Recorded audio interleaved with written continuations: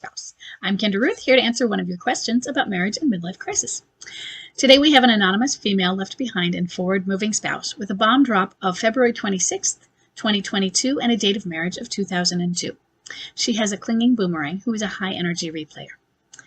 She said, "Since I have stopped initiating contact with my MLCer, he's been reaching out more. He even comes over to the house and stays for a while. His whole personality has changed and he's like a stranger to me, even though he acts pretty normal. I can tell he's depressed and he just doesn't look happy. His mother was diagnosed with manic depression when he was very young, and she caused a lot of trauma for him. The alienator is also bipolar. My question is, could he be manic and not in a midlife crisis? The symptoms of being manic are pretty close to how MLCers act." Yes, they very much are. And what I really would say is the symptoms of escape and avoid and the symptoms of limerence. And perhaps it's when you combine those two. Perhaps it's the limerence. I don't know. You'd have to talk to those who don't have limerent MLCers. In other words, an MLCer and escape and avoid who doesn't have an alienator. Are they that different? Chuck was in limerence and it was complete manic. The first few weeks when I was describing it on the various forums I was going to figure out what was going on, I saw that. "Oh, your husband's manic depressive. Oh, it looks like he's bipolar. Have you checked into that?" The thing is, we can't do much checking in without them going to the doctor, can we? So, could he be manic and not an MLC? Sure. It could be late onset bipolar. But also, could he be manic and in MLC? And then they could be working together? Yeah. Could one even tip the other? I mean, I don't know that, I'm not saying an MLC could tip into bipolar, but could a bipolar episode tip somebody into an MLC? Probably. Not that it would be a trigger, but more of a tipping point for somebody who is already going that direction or going to go that direction with the right circumstances. You already said he had trauma from his mother when he was young. That right there, he's set up for it. He is set up for a midlife crisis. That doesn't guarantee you have one. It just means you have a higher likelihood than somebody who doesn't have the same levels of trauma. So what I would think is that he could be in a midlife crisis, and we know that that already looks like manic. And that, yeah, it could be the other in conjunction.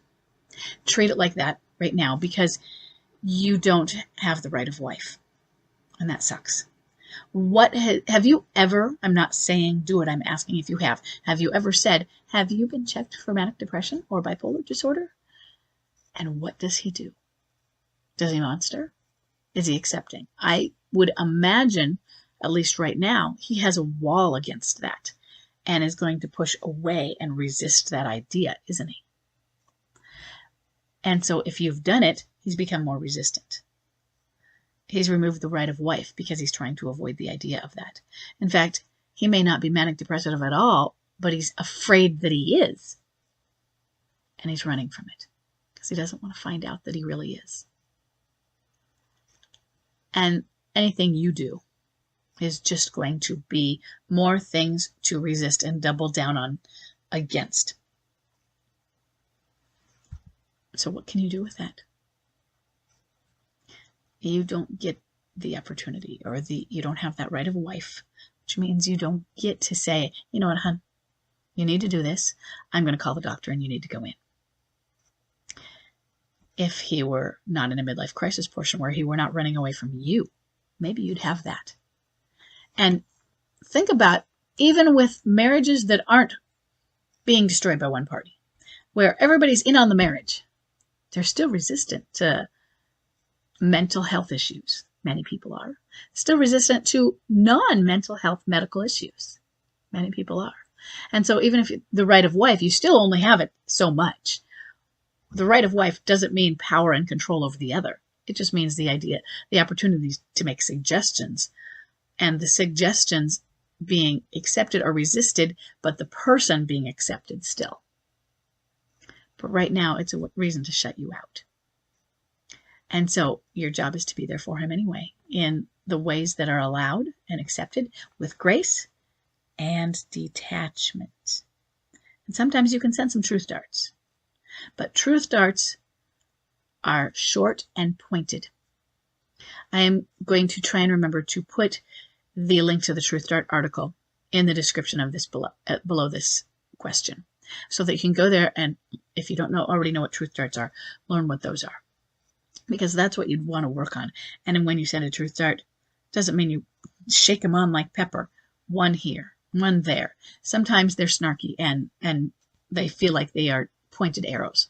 Sometimes they're just soft, and they don't necessarily feel them, and they go under the radar. Depends on the dart. Depends on what's needed.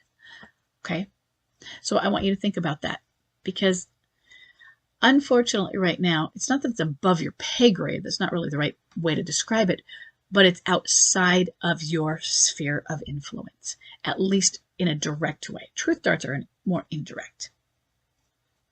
Okay, so I hope this is helpful, and I'll see everybody in the next question.